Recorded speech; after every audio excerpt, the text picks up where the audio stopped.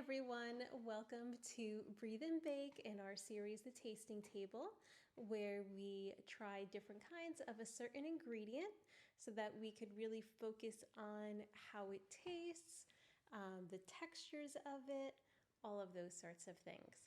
Today, we are trying different kinds of salt. Different kinds of salt. So we have, and I'll do a close-up so you can see them because some of them are very pretty. We have none. So wait, let me explain the none. So what we're doing is we have bread and we have unsalted butter, so butter with no salt in it. And then we have none, so that way we know, okay, this is what the bread tastes like and the unsalted butter tastes like before we tried the salts. So we have one that has none. Now go ahead and let them know what we are going to do. So we have none. We have sea salt. We have gray sea salt. But I said salt. And we have Maldon sea salt. Maldon sea salt flakes.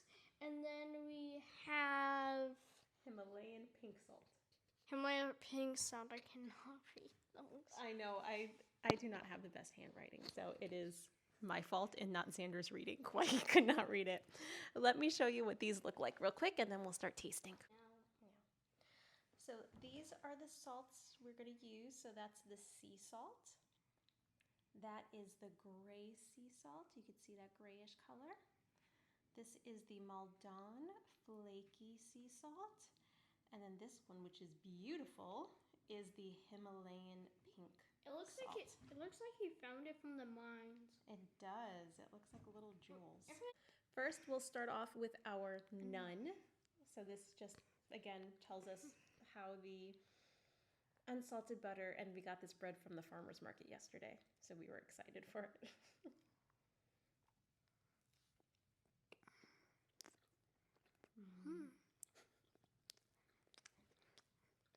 Pretty good.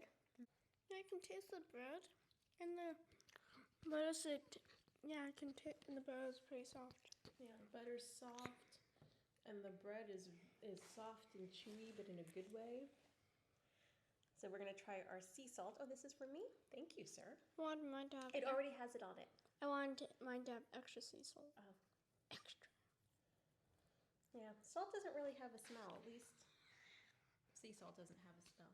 Except I guess if you go to the ocean, it would have a smell.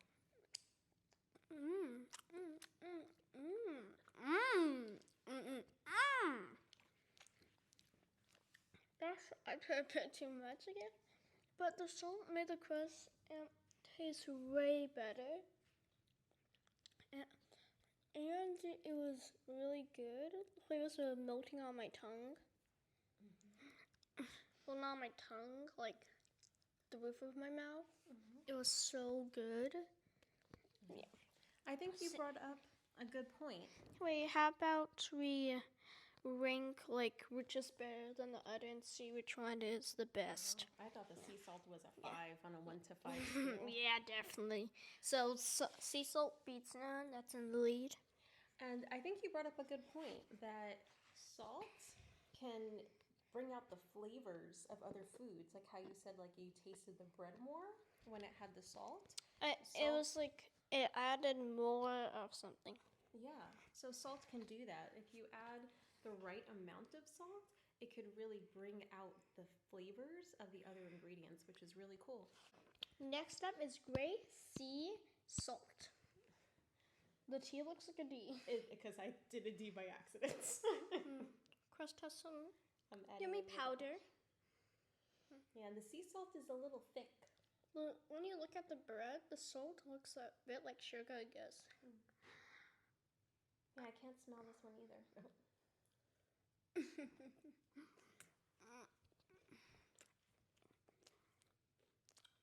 Oh, it's very salty. Bread is crunchy. Oh. The salt is yummy. And the salt is crunchy. And the bread is chewy.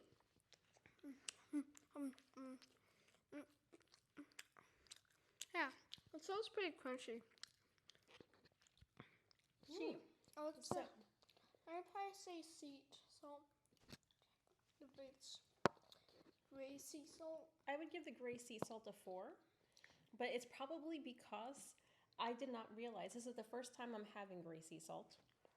I did not realize how salty the gray sea salt was. So I was like, oh, I'm going to add some more. And it was too much, but that's probably my fault and not the salt's fault. The other thing that I thought was cool Is that we get taste more salt. hold on, is that it also added an extra texture. Because it's a thicker salt, it had like a crunchiness to it, whereas the sea salt kind of melted into the butter. Like you didn't taste the pieces of sea salt. I think it's crunchy because like, those are bigger pieces. Like Yep.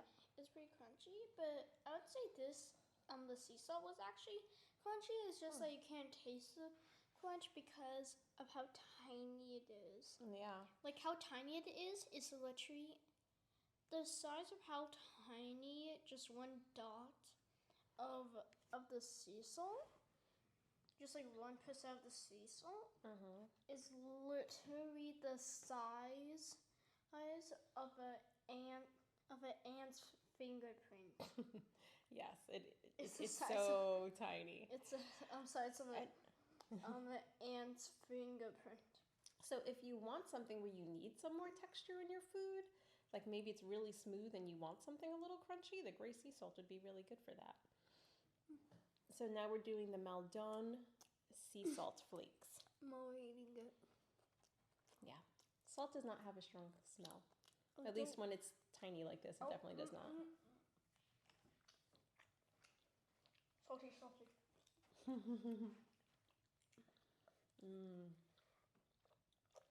That's kind of crunchy, but then at the end it was so salty. It was pretty good. It's so salty. The Maldon sea salt is what I use when I like want salt on top of my like chocolate chip cookies or some type of baked goods. That's the one I use. Because it's not as strong unless you put a bunch of it on your food like Xander just did. I did it! I just did that!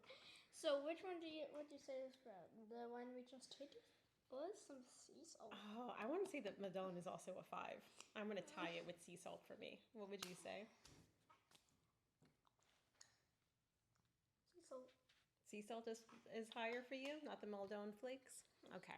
Okay. Last up is the Himalayan pink. No, don't add more. Those are too big. Okay. And these are So this is the Himalayan pink salt. So you saw how big these are. I don't know if you could see it from that far, but you saw when I did a close-up. So this comes with like a grinder so that you're not eating those huge chunks of the pink salt.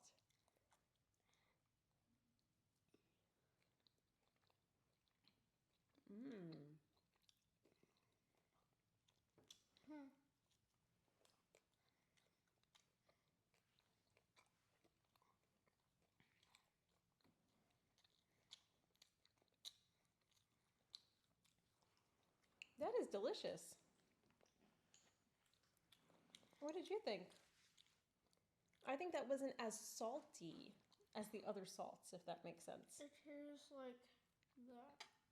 You think it tastes like the Maldon? Like it's not, it doesn't like hit you as hard as the other salts. Silly. Should I eat it? I wouldn't enjoy it, but you could put some salt on your tongue and see what you think. So thank you all for hanging out with us while we try different salts. I hope that you also try this out and figure out what salts you like the best. Maybe think about what foods different salts would be best on. And let us know if you do try it in the comments. Thanks so much for joining us.